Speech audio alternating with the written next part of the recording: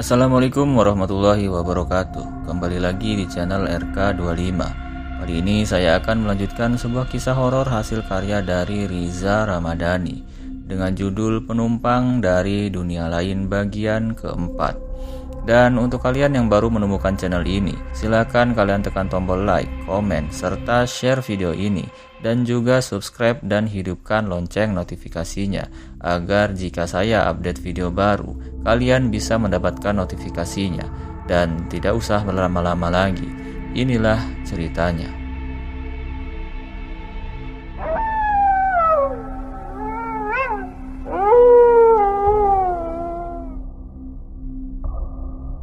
Butuh waktu 15 menit sampailah aku di sekolahan anakku. Kulihat Arya sudah berdiri di depan pos satpam sekolah. Arya melambaikan tangannya kepadaku. Aku pun menghampirinya, memberhentikan motorku tepat di depannya. Aku mematikan mesin motorku dan Arya pun segera naik ke motorku. "Loh ya, kenapa turun?" tanya Arya kepadaku. "Bentar, ayah mau nanya Pak Satpam dulu. Tadi Denis pulang sekolah dengan siapa? Soalnya waktu ayah jemput Denis sudah tidak ada di sekolah." Aku menceritakan semua kejadian yang telah terjadi kepada Arya, dan ia memahami hal tersebut. Maka Arya pun turun dari motor dan berjalan di belakangku mengikuti langkahku. "Permisi Pak Security." Ayahnya Arya, ada perlu apa ya? Ada yang bisa saya bantu?" tanya petugas security sekolah tersebut. "Gini Pak, saya mau tanya, tadi Denis pulang sekolah sama siapa ya? Tadi waktu saya jemput sudah tidak ada orang, makanya saya kembali bekerja lagi. Saya pikir istri saya yang telah menjemputnya, dan ketika istri saya menjemput Denis, ia juga sudah tidak ada. Istri saya berpikir saya yang menjemput. Istri saya tanya tetangga juga nggak ada yang ketemu Denis." Tuturku panjang lebar pada Pak Security.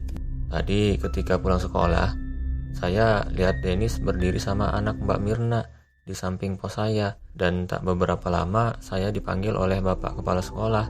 Jadi saya tidak tahu selanjutnya bagaimana. Ketika saya sudah kembali, sudah tidak ada anak-anak yang menunggu orang tuanya lagi. Coba Bapak tanya pada Mbak Mirna, mungkin saja dia tahu." Setelah bercerita tentang apa yang ia ketahui, security itu memberi saran kepadaku. Akhirnya aku mengajak Arya kembali ke motor dan berjalan menuju jalan pulang. Sesampainya di rumah, istriku sudah menunggu di depan teras. Istriku langsung menghampiri kami yang masih ada di atas motor dan berkata, "Loh Mas, mana Denis?" Dengan wajah cemas, dengan mata yang sudah penuh dengan bulir-bulir yang kapan saja bisa meluncur bebas tanpa hambatan. "Mas dan Arya sudah cari ke sekolah, Dek. Namun Denis tidak ada di sekolah." Aku pun langsung menceritakan apa yang telah dipaparkan Pak Security kepada istriku. Namun, belum sempat aku menyuruhnya menanyakan kepada tetangga kami, istriku langsung menyambar omonganku. "Tadi Ade udah nanya Mbak Mirna Mas, namun Mbak Mirna hanya pulang dengan restu. Ade juga udah tanya restu. Katanya tadi Denis mau ambil tempat minumnya yang ketinggalan di dalam kelas. Karena Mbak Mirna terburu-buru, makanya Mbak Mirna meninggalkan Denis. Kebetulan tadi Adek juga sampai di pos security mau jemput Denis. Namun sudah 5 menit Adek nunggu Denis, nggak muncul-muncul juga. Maka Adek masuk ke sekolah mencari ke kelas Denis, namun tetap nihil. Denis tidak ada di dalam kelas. Adek juga sempat nanya Bu Nisa, namun kata Bu Nisa Denis tidak ada kembali lagi ke kelas. Jadi Denis kemana Mas?" Sambil menangis istriku bercerita. Sudah 3 hari Denis belum juga ditemukan. Kami sudah mencari ke sana kemari. Bahkan kami sudah menghubungi kantor polisi. Namun sampai hari ini belum ada titik terang tentang keberadaan Denis. Polisi pun masih terus mendalami kasus ini, masih terus membantu mencari Denis. Mulai dari iklan di selembaran kertas yang ditempel di mana-mana, sampai informasi yang dibagikan di semua aplikasi sosial media. Hari ini tepat hari keempat Denis menghilang. Aku memutuskan untuk berangkat bekerja. walaupun hati dan pikiranku masih tetap memikirkan Dennis. Namun tanggung jawab untuk mencari nafkah itu juga hal terpenting. Aku tidak bisa mengabaikan hal itu. Santi, istriku pun hari ini sudah mulai menerima keadaan dan tidak putus berdoa untuk keselamatan Dennis. Pagi ini sebelum pergi bekerja, aku mengantarkan Arya ke sekolah dan setelah itu langsung menuju pangkalan ojek. Sebelum pergi tak lupa berpamitan dengan istriku tercinta. Dengan kejadian menghilangnya Dennis, pihak sekolah pun sekarang lebih memperketat penjagaan di area sekolah. Seolah tidak mau kejadian seperti yang dialami oleh Dennis terulang kembali ke siswanya. Cukup banyak penumpang hari ini. Rasa syukur pun tak terhenti dari bibir ini. Kulihat jam tangan sudah menunjukkan pukul 18.00. Aku berhenti di sebuah masjid untuk melaksanakan sholat maghrib. Setelah selesai sholat, kuputuskan untuk segera pulang ke rumah. Ting tong, suara notifikasi di gawaiku berbunyi. Ku ambil gawaiku dan kulihat ternyata ada orderan penumpang. Sebenarnya aku agak sedikit malas mengambil orderan ini, tapi setelah kulihat tujuan penumpang searah dengan jalan menuju rumahku, maka ku klik tombol OK, menandakan aku menerima orderan itu. Kulihat jarak penumpang dan titik lokasiku sekarang cuma sekitar 5 menit perjalanan menggunakan motor. Aku pun segera bergegas memacu motorku menuju titik lokasi penumpang tersebut. 5 menit pun berlalu. Aku telah sampai di titik lokasi penumpang. Titik ini pas di area pom bensin. Kumatikan stop kontak motorku dan mulai mengamati ke kanan dan ke kiri, ke depan dan belakang. Namun tak seorang pun yang melambaikan tangan ataupun menghampiriku. Ku ambil gawaiku dan berniat mengirim pesan kepada penumpang tersebut. Namun belum sempat aku mengirim pesan, aku dikagetkan dengan suara anak kecil yang memanggilku. Suara itu tak asing bagiku. Suara itu suara anak yang kurindukan selama 4 hari ini. Ayah! Suara itu terdengar dari arah belakangku. Namun karena di area pom bensin ini sangat ramai, aku sedikit sulit melihat siapa anak yang memanggilku itu. Benarkah itu anakku? Atau hanya halusinasiku saja? Karena sangat merindukannya, bisa saja suara tadi hanya halusinasi saja. Ku tepikan motorku, segera aku turun dari motorku, berdiri di samping motorku mengamati dari segala arah, namun tak menemukan asal dari suara itu. Sudahlah, mungkin hanya halusinasiku saja. Aku mulai beralih ke gawaiku yang sejak dari tadi ku pegang dan mulai mengetik pesan kepada penumpang tersebut. Saya sudah di titik lokasi, Mbak. Karena kulihat foto di aplikasi tersebut gambar seorang wanita, maka kusapa dengan sebutan Mbak. Pesan itu pun terkirim dengan centang 2 dan tak beberapa lama menjadi centang 2 biru. Oh iya Pak, sebentar saya masih di kamar mandi, jawab pesan wanita tersebut. Hampir 5 menit menunggu, namun penumpang itu tak kunjung datang juga. Kukirim kembali pesan kepada penumpang itu. Mbak, di mana ya? Kok lama sekali? Pesan pun terkirim, namun tidak ada respon. Akhirnya kuputuskan untuk menelpon penumpang tersebut. Namun, belum sempat aku menelpon, aku terperanjat terkejut melihat sosok seorang anak yang berjalan menuju ke arahku. Anak itu sedikit berlari mengarah tepat kepadaku. Sesampainya di depanku, dia memelukku erat dan seraya berkata, "Maaf ya, lama nunggunya. Tadi Dennis lagi BAB, jadi lama di kamar mandi." Cecaran anak itu kepadaku. Melihat anak yang berlari ke arahku dan langsung memelukku erat, aku pun sontak langsung mengangkatnya seraya menggendongnya di dekapanku. Kupeluk dengan erat Dennisku yang sudah 4 hari ini tidak ada kabar darinya dan tidak tahu dia kemana. Tak terasa ternyata air mataku pun mulai membasahi pipiku. Tak banyak bicara, aku langsung mengajaknya menaiki motorku. Kududukan dia di depan motorku, aku tak mau kehilangannya lagi. Kuhidupkan stop kontak motorku dan mengarahkannya ke jalan menuju rumah. Akhirnya kami pun sampai di depan rumah. Kumatikan kontak motorku dan kugendong Denis masuk ke dalam rumah. "Assalamualaikum, Mah, Denis berteriak. Sontak istriku yang lagi berada di dapur seakan berlari ke depan mendengar suara itu. Arya yang sedang belajar pun datang menghampiri kami. Santi merebut Denis dari gendonganku dan memeluknya dengan erat. Butiran-butiran bening pun turun dengan deras dari kedua matanya. Arya yang memelukku pun meneteskan butiran-butiran bening dari matanya. Suasana berubah menjadi haru. Kerinduan yang selama beberapa hari ini telah ditumpahkan di malam ini. Santi istriku mengajak Denis duduk di meja makan. Aku dan Arya pun ikut duduk di meja makan. Kami menyantap makan malam dengan penuh nikmat. Tak ada sepatah kata pun di atas meja makan. Santi istriku menyuapi Denis. Denis tampak lahap. Setelah makan, Denis digendong istriku ke kamar mandi untuk segera mandi. Waktu aku bertemu Denis tadi, Denis masih menggunakan seragam sekolahnya lengkap dengan tas dan sepatunya. Ia menggunakan kemeja batik biru dan celana warna biru, pakaian yang biasa ia gunakan ketika hari Jumat.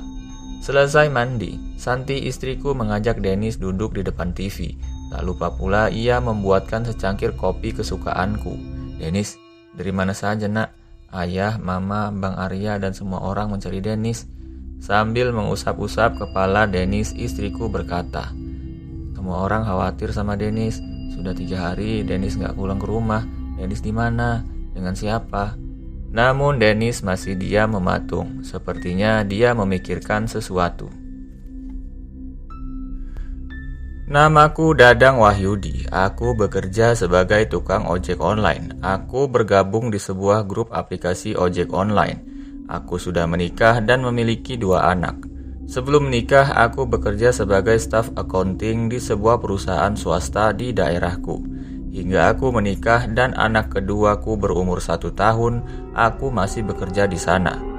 Awal tahun 2020, perusahaan tempat aku bekerja mengalami penurunan pendapatan drastis. Maka dari itu banyak karyawan yang dirumahkan, sebab perusahaan tidak mampu menggaji semua karyawannya. Dari sinilah titik mula aku menjadi driver ojek online.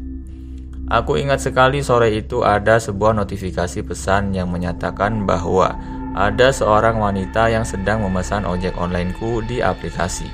Waktu itu sekitar pukul 17.55 waktu Indonesia Barat.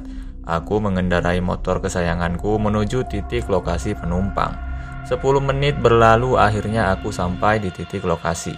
Di sebuah rumah yang lumayan besar, namun seperti tidak terurus. Keluarlah seorang wanita menggunakan dress putih polos semata kaki, dengan rambut diikat menggunakan tali rambut, bersama anak laki-lakinya, kira-kira usia 7 tahun, dan membawa sebuah kresek berwarna hitam. Penumpang itu naik ke atas motorku, dan mulailah aku menghidupkan mesin motorku, dan mulai berjalan menuju titik lokasi tujuan penumpang tersebut. Sesampainya di Jalan Krakatau, penumpang itu turun dan memilih jalan kecil di area perkebunan kelapa sawit milik PT PN. Setelah mereka turun dan berjalan meninggalkanku, kuhidupkan stop kontak mesin motorku dan berjalan ke arah menuju jalan rumahku. Seharusnya titik lokasi tujuan mereka sekitar 15 menit lagi sampai. Namun penumpang itu memilih untuk berhenti di Jalan Krakatau. Dengan dalih ia menyeberangi sungai agar lebih cepat sampai. Di perjalanan menuju Jalan Krakatau, penumpang itu banyak bercerita kepadaku tentang dirinya. Dan ternyata almarhum suami dari penumpang yang bernama Ratmi itu adalah teman satu kampungku waktu di desa dulu. Dan Ratmi adalah adik kelasku waktu aku masih menduduki bangku SMP. Suami Ratmi bernama Burhan. Burhan adalah teman karibku dari kecil. Kami selalu bermain bersama, menghabiskan waktu bersama di rumah maupun di sekolah. Burhan pernah bercerita kepadaku bahwa ia menyukai seorang gadis adik kelas waktu SMP. Ketika SMA, aku dan Burhan tidak satu sekolah. Burhan memilih masuk pesantren, sedangkan aku memilih masuk SMK. Namun persahabatan kami masih tetap akrab walau kami beda sekolah. Hingga Burhan menikah, aku pun hadir menjadi pendamping mempelai pria. Komunitas kami tetap akrab, saling memberi kabar satu sama lain. Hingga suatu hari, gawaiku terjatuh dari kantong celana hingga membuat aku tidak bisa menghubungi Burhan lagi dan sebaliknya. Aku juga pernah mendengar dari teman-temanku bahwasanya Burhan telah meninggal karena kecelakaan dan ia meninggalkan satu anak laki-laki. Malam ini aku sungguh merasa sangat lelah setelah seharian membantu orang tua Ratmi untuk mengurus semua urusan mayat dari kantor kepolisian hingga pemakaman Ratmi dan Yogi. Namun sekarang aku merasa sedikit lega karena telah menemukan mayat Ratmi dan Yogi dan mereka telah dikuburkan secara layak sebagaimana mestinya. Sesampainya di rumah, aku langsung mandi dan setelahnya langsung melaksanakan sholat maghrib. Setelah selesai sholat, aku duduk di meja makan. Di meja makan sudah tersedia nasi, lauk pauk, dan sayur yang telah dimasak oleh istriku. Kedua jagoanku juga telah duduk di kursi makan sembari makan menyantap makanan yang ada di atas piring mereka.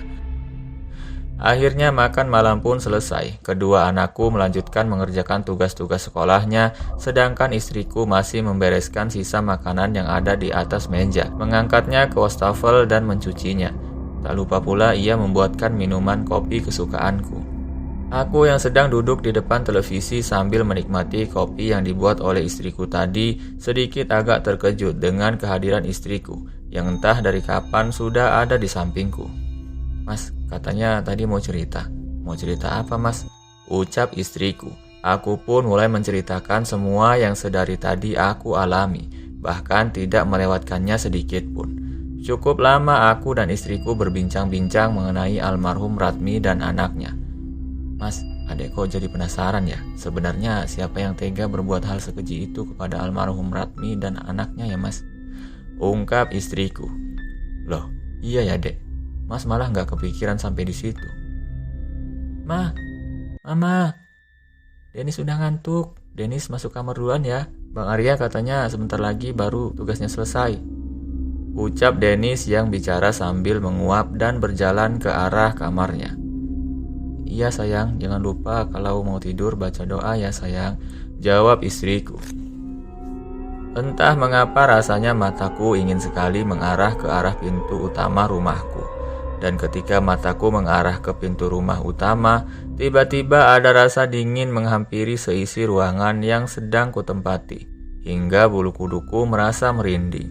Aku melihat sosok Ratmi dan anaknya yang sedang tersenyum kepadaku. Dan mereka terlihat lebih rapi dan bersih. Mereka hanya beberapa detik menunjukkan wujudnya dan tiba-tiba menghilang. "Astagfirullah," ucap istriku. "Kenapa, Dek?" Suara istighfar istriku memecah lamunanku.